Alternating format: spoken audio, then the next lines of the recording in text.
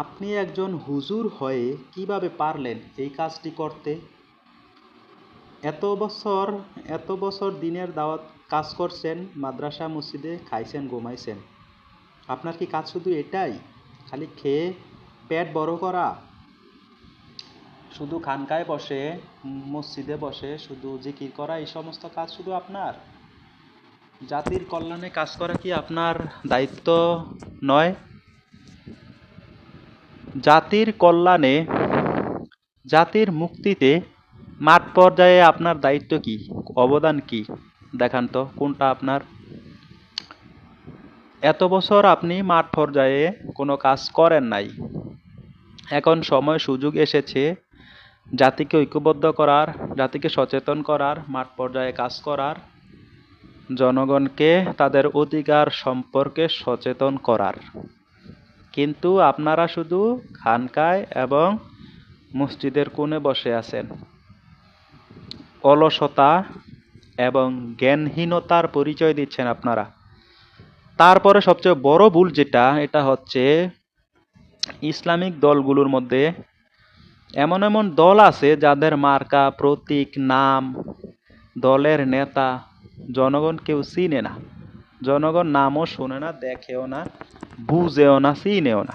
এই সমস্ত কেন ভাই? আপনাদের দলের প্রচার প্রসার ঘটান, প্রতীক মানুষের কাছে পরিচয় করান, দলের নাম, ব্যানার মানুষের কাছে জাতির সামনে ফুটে তোলেন, জাতিকে সচেতনতা শিক্ষা দেন। যে জাতি যত বেশি সচেতন, সে জাতিকে কোনো জাতি শত্রুপক্ষ সহজে পরাস্ত করতে পারে না। তো আপনি ইসলামিক দল দাবি করেন, আপনি আবার বাতিলের সাথে ঐক্যবদ্ধ হন কি করে? আপনি নিজেকে ইসলামিক নেতা হুজুর মনে করেন, আপনি আবার জালেমের পলিসি অবলম্বন করেন কিভাবে? সিট পাবেন, এমপি হবেন এই আশায়? মহান আল্লাহ তাআলা যা আপনাকে দেওয়ার সম্মানের সহিত এভাবেই দিবে, সেটা তো আপনারাই আমাদেরকে শিখিয়েছেন। তাহলে কেন আপনারা জালেমের পক্ষ অবলম্বন করেন ঐক্যতার নাম দিয়ে? কয়েকটা সিটের কাছে বিক্রি হয়ে যান কেন? এমন কিছু করবেন না যাতে করে নিজের দলের অধঃপতন এবং মুসলিম উম্মার সাথে গাদ্দারি করার কারণে বাংলার ইতিহাসে বাংলাদেশ থেকে আপনাদেরও অবস্থান মুছে ফেলে জনগণ। আপনাদেরকেও মানুষ ঘৃণা করে, আপনাদেরকেও মানুষ ভালো না বাসে। যেই সম্মান ইজ্জত আল্লাহ দিয়েছে, সেই সম্মান ইজ্জত ধরে রাখতে চেষ্টা করুন, মানুষকে সঠিক পথ দেখান এবং মানুষের দুনিয়ার জীবনে সুখী হওয়ার জন্য, মৌলিক অধিকার রক্ষার জন্য যা যা করার দরকার তা করেন।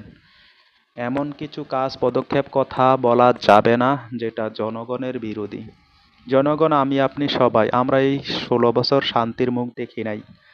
আমরা আশাবাদী ভবিষ্যতে আমরা একটু শান্তির মুখ দেখব। পিআর সিস্টেম নির্বাচনের মাধ্যমে, যেটা প্রত্যেকটা জনগণের আশা আকাঙ্ক্ষা, মনের কথা।